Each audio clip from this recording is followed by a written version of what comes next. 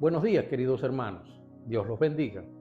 Son muchísimas las ocasiones en que nos quejamos de que Dios no hace nada en nuestras vidas, de que no vemos ningún milagro en momentos en que necesitamos ese milagro, y cuando eso nos ocurre, lanzamos toda la culpa sobre Dios.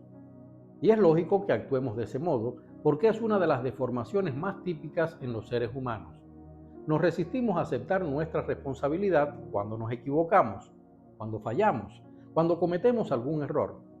Son escasas las personas que tienen ese don excepcional de, si se equivocan, lo primero que hacen es pedir perdón. La mayoría de nosotros lamentablemente queremos librarnos de la culpa y la vergüenza con una estrategia que nada tiene que ver con Dios: echarle la culpa a otra persona. Y nada tiene que ver eso con Dios, porque recordemos lo que nos dice la palabra: ama a tu prójimo como a ti mismo. Leemos en Mateo 22:39. Encima de eso, intentamos justificar nuestro yerro, nuestra equivocación, nuestra metedura de pata, y para justificarnos nos paramos firmes en nuestro punto de vista, atentos solamente a nosotros mismos. Somos, como suelo decir, ombliguistas, o lo que es lo mismo, lo único que nos importa es nuestro ombligo, léase el punto más céntrico de nuestro cuerpo según la fisiología.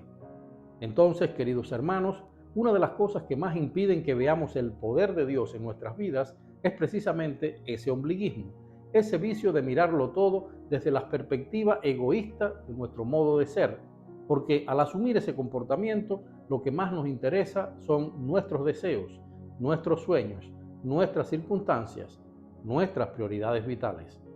Y nuestra fe, hay que decirlo, solo estará entre esas prioridades si nosotros mismos la colocamos en el sitial de honor que merece. Millones de personas en el mundo consideran que se puede vivir sin fe, no lo olvidemos. Y esa es una herramienta que, en manos del diablo, les resulta muy efectiva para alejarnos de la comunión que Dios desea tener con nosotros, sus hijos amados. Sobre este tema hay un pasaje en la Biblia muy ilustrador: la resurrección de Lázaro. Ese momento en que Jesucristo rescata de la muerte a Lázaro ante los ojos asombrados de sus familiares y amigos, 4 días después de haber muerto, de haber sido enterrado, y cuando ya, como le dijo María a Jesús, el cadáver apestaba. Quiero que nos concentremos en la reacción de los sacerdotes y fariseos, es decir, de los hombres que supuestamente debían estar al servicio de Dios, gente que conocía perfectamente las Escrituras y todo lo que esas Escrituras anunciaban sobre el Mesías. Escuchemos lo que nos cuenta el apóstol Juan en el capítulo 11, versículos del 45 al 48. Entonces, muchos de los judíos que habían venido para acompañar a María y vieron lo que hizo Jesús, creyeron en él. Pero algunos de ellos fueron a los fariseos y les dijeron lo que Jesús había hecho. Y esta es la parte en que quiero que nos detengamos. Escuchemos. Entonces, los principales sacerdotes y los fariseos reunieron el concilio y dijeron: ¿qué haremos? Porque este hombre hace muchas señales. Si le dejamos así, todos creerán en él, y vendrán los romanos y destruirán nuestro lugar santo y nuestra nación. En este punto, queridos hermanos, para los principales sacerdotes y los fariseos, lo importante era mantener la estabilidad que en ese momento habían logrado ante el poder del Imperio Romano. No actuaron como hombres de Dios, abandonaron el poder esclarecedor de la fe, que era la única herramienta que los haría entender que estaban en presencia del mismísimo Dios, que aquel hombre al que condenaban era el Mesías que llevaban siglos esperando, y esa ceguera de mirarse al ombligo les bloqueó toda la sabiduría que Dios debía haberles concedido para hacer algo tan simple como darse cuenta de que todo lo que estaba haciendo Jesucristo estaba anunciado ya en las Escrituras.